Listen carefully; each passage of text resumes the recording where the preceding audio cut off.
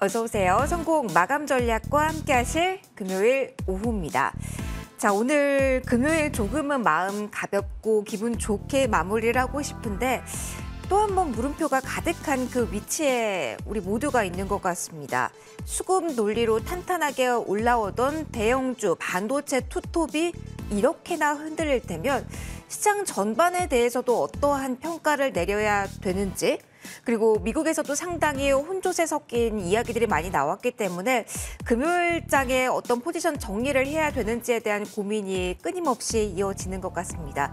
저희와 함께 물음표를 느낌표로 조금은 바꿔가는 시간 좀 만들어 보시면 어떨까요? 일단은 지금 상황에서의 위치 점검을 해보도록 하겠습니다. 자, 시장 전반적으로 약한 움직임이 현재 확인이 됩니다. 특히 코스닥이 아래쪽으로 더 방향을 잡아가는 좀 다소 아쉬운 모습인데요. 코스피가 0.4%가량, 지금 코스닥은 0.72% 하락하면서 690선 근방에서의 움직임을 나타내고 있습니다. 무엇보다도 거래소 시장에서 외국인이 매도하는 물량이 빠르게 늘어나고 있다는 점을 부담스러운 요인 중에 하나라고 현재 보여질 수가 있을 듯한데요. 전기전자 업종 특히 집중돼서 매도세 촉발되고 있다는 부분 언급을 해드리도록 하겠습니다. 하나하나 그 궁금증을 풀어 가보도록 하겠습니다. 이제 마감까지 얼마 남지 않았는데요. 저희와 함께 하시면서 든든하게 시장 흐름 따라가 보시죠. 지금부터 출발할게요.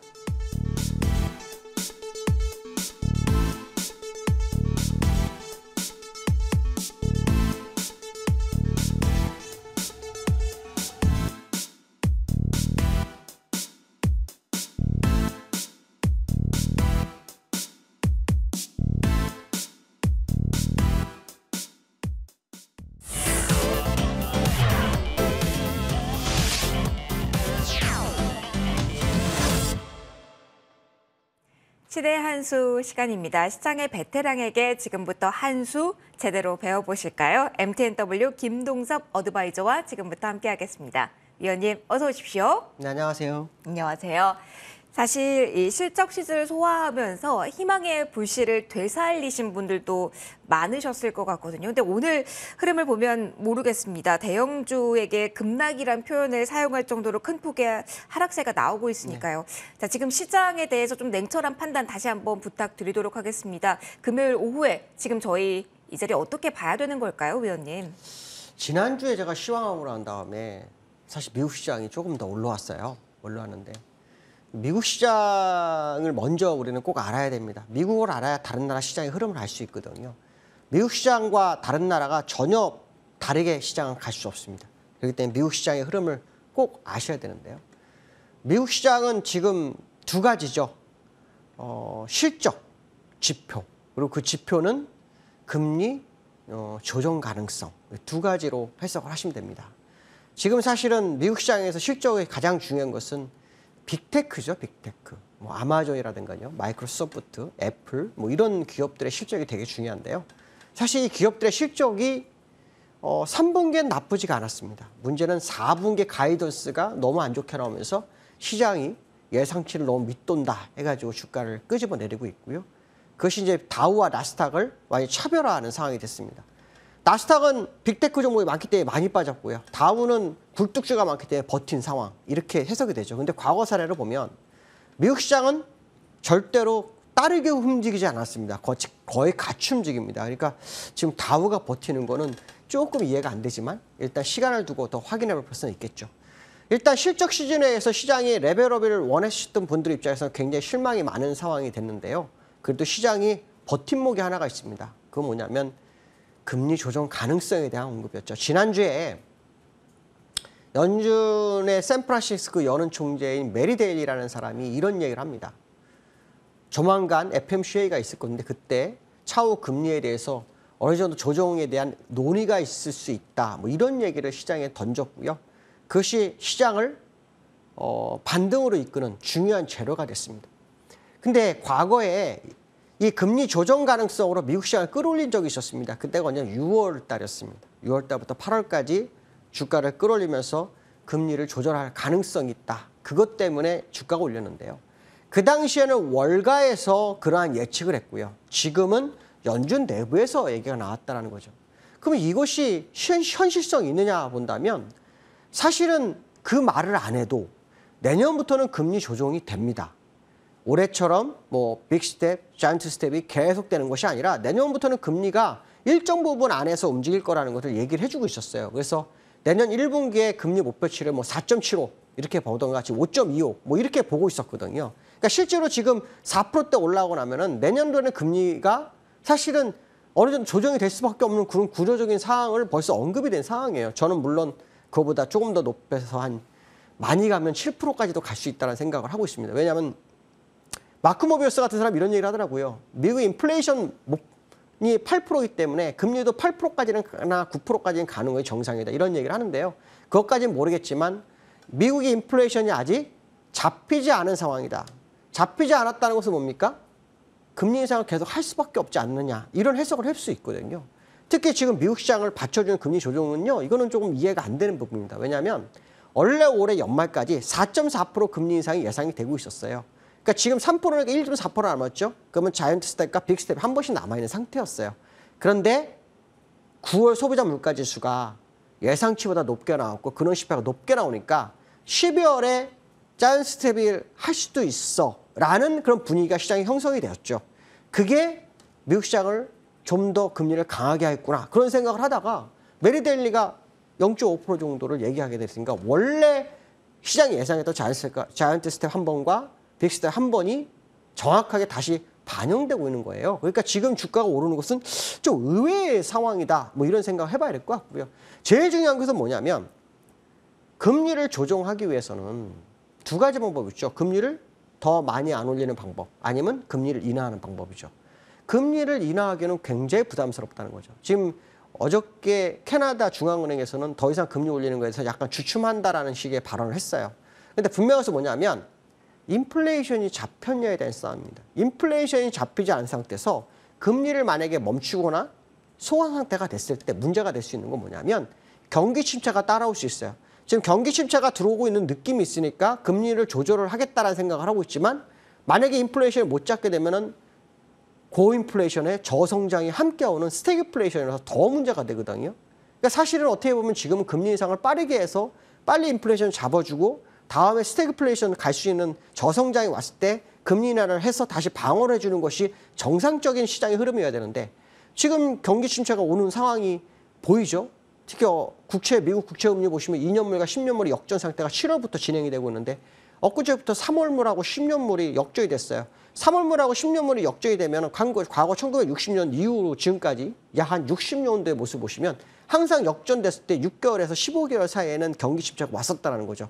그렇다면 그 경기 침체 오기 전에 금리를 빨리 올려서 인플레이션을 잡아주는 것이 현재 연준으로서 해야 되는데 연준에서는 경기 침체가 약간 올 것 같으니까 부담이 됐거든요. 근데 이게 맞느냐에 대해서 본다면 조금 잘못된 게 아니냐. 연준이 작년에 인플레이션 오는 거를 알고 있으면서도 자기들은 그러니까 인플레이션 잡을 수 있는 도구가 있다라는 발언을 통해서 1년을 허비를 했어요. 그 1년 허비한 것이 지금에 와서 전 세계 인플레이션에 다 영향을 미치고 있거든요. 지금도 금리 인상을 해야지 되는 상황 속에서 또 조정론을 얘기함으로 인해서 또 한 번 연준이 실기를 할 수 있는 그런 상황이다. 문제는 뭐냐면 금리를 조정해야 주가가 어느 정도 반등을 하고 있는 모습을 보이다가 스태그플레이션 왔으면 주가는 정말 완전히 꼬꾸라질 수 있다는 생각을 해야 되거든요. 그렇기 때문에 연준이 지금 이 하는 그 메리 데일리의 발언이 맞을지 안 맞을지는 좀 더 두고 보고 필요성이 있다. 그러나 분명한 것은 뭐냐면 유가가 지금 오르고 있다는 겁니다. 유가가 얼마 전에 아시겠지만 그 오펙 플러스하고 러시아가 중심으로 하루에 200만 배럴씩 감축을 시도를 했어요. 거기에 대해서 조 바이든 대통령이 1,500만 배럴을 비축유를 풀었어요. 그래도 유가가 지금 89불까지 올랐거든요. 89불이 지난번 100불 때보다는 낮지만 지난 9월에 소비자 물가지수를 계산할 때 평단가가 81불밖에 안 됐었단 말이죠. 그거보다 지금 7, 8불이 오른 상태. 그러면 소비자 물가지수가 8.2였으니까 최소 7, 8%가 올라야 돼요. 그러면 적어도 8.8에서 9까지도 볼 수 있는 거예요. 왜냐하면 근원 CPI가 계속 오르는 상태였기 때문에 근원 CPI까지 반영하게 되면 어쩌면 지난번 9.1을 돌파하는 상황이 벌어질 수도 있거든요. 그렇다 그러면 11월에 자이언트 스텝하라고 12월에 빅스텝을 하려고 했던 메리 데일리의 발언이 완전히 잘못되는 상황이다. 저는 닐 카시카리 연은 총재와 메리 데일리가 지금 싸움을 하고 있는 상황이 아닐까라는 생각하고 있고요.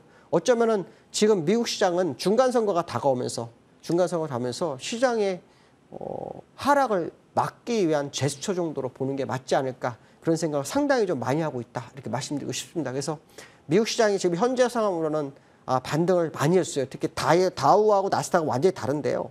다우하고 나스닥이 반등을 줬는데 공통점이 하나 있습니다.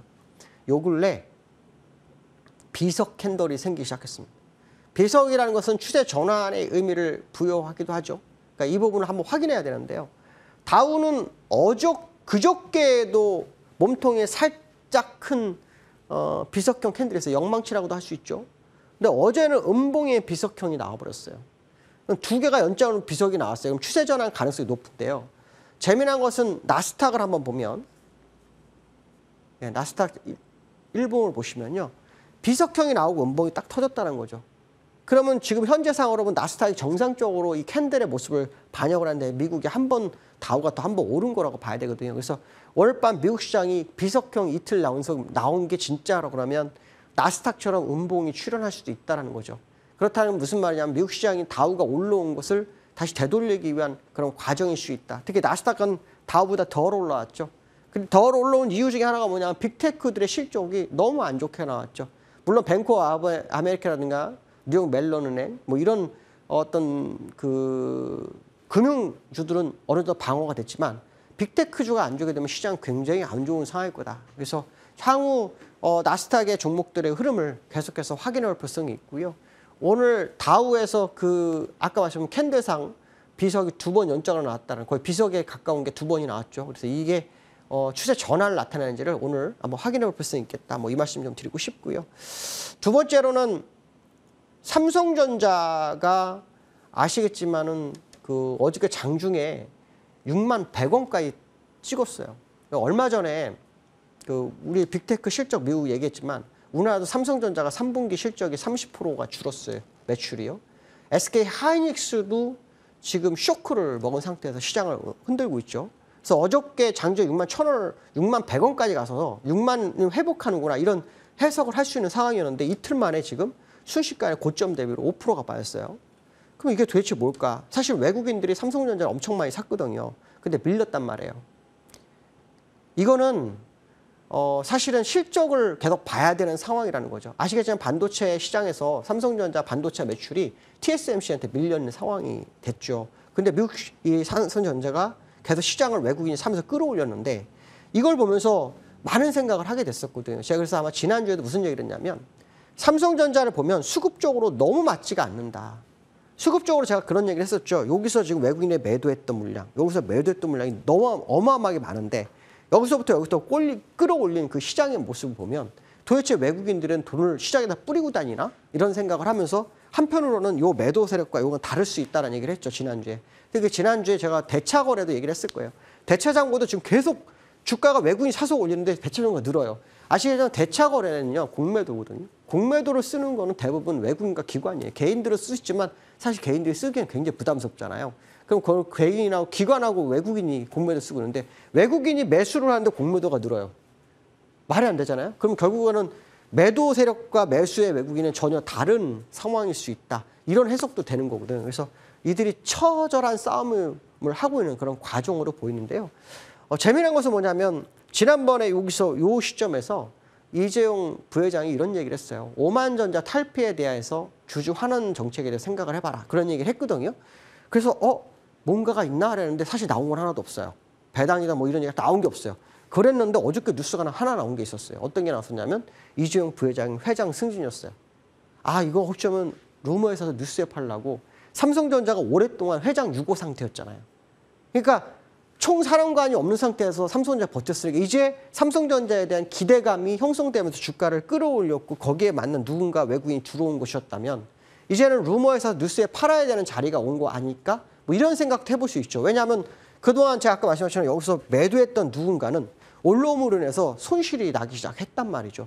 그 물량이 매수했던 물량이 외국인이 실제로 들어온 거는 2천만 주 정도가 안 돼. 2천만 주 약간 안 되는 것 같더라고요. 근데 외국인들이 저기서 매도했던 금액은 6천만 주가 넘거든요. 그러면 2천만 주가 6천만 주 이겨냈으니까 얼마나 많은 손해가 났겠어요. 그렇죠? 그런 걸 보면 수급적으로 봤을 때 뭔가 좀 맞지 않는 상황이었는데 어저께 이재용 부회장 회장 승진이라는 뉴스가 나온 후 순식간에 0.8% 오르더라고요. 제가 계속 보고 있었는데 그러다가 6만 100원 찍고 그때부터 내리기 시작했거든요. 그러면 결국은 시장을 주도했던 누군가의 외국인은 아마 그 뉴스에 상당히 포인트를 갖고 있었을 확률을 한번 열어두고 보시지 않을까. 그렇다면 오늘보다는 다음 주가 되게 중요하겠죠. 다음 주의 흐름. 특히 대차장고가 계속 늘어나고 있는 삼성전자. 어저께 130만 주 이상 늘었거든요. 얼마 전에는 1,400만 주가 하루 만에 는 적도 있었는데 만약 그 물량이 오늘 밤에 줄어드느냐 안 줄어드느냐 되게 중요합니다. 만약에 오늘 밤에 줄었다면 이것도 트리겟이 될 수 있겠죠. 또 올라가기 위해서 일부러 물량 줄이는 과정일 수도 있고 만약에 늘었다 그러면 지금 엄청난 싸움이 이루어지는 과정이기 때문에 상당히 중요하다. 결국 제가 얘기하고 싶은 것은 뭐냐면 수급적으로 문제가 있는데 삼성전자가 더 가기 위해서는 실적의 변화가 다시 일어나요. 실적이 나쁜 건 아니죠. 삼성전자가 최고의 실적을 가지고 있죠. 하지만 실적이라는 것은 이렇게 합니다. 이렇게 우상향하다 조금이라도 꺾이면 그건 안 좋은 거거든요. 없던 사람이 튀어나오면 엄청나게 좋은 거지만 항상 저거다 꺾이면 하고 우리 생각하는데 지금 삼성전자 그 상황일 거다.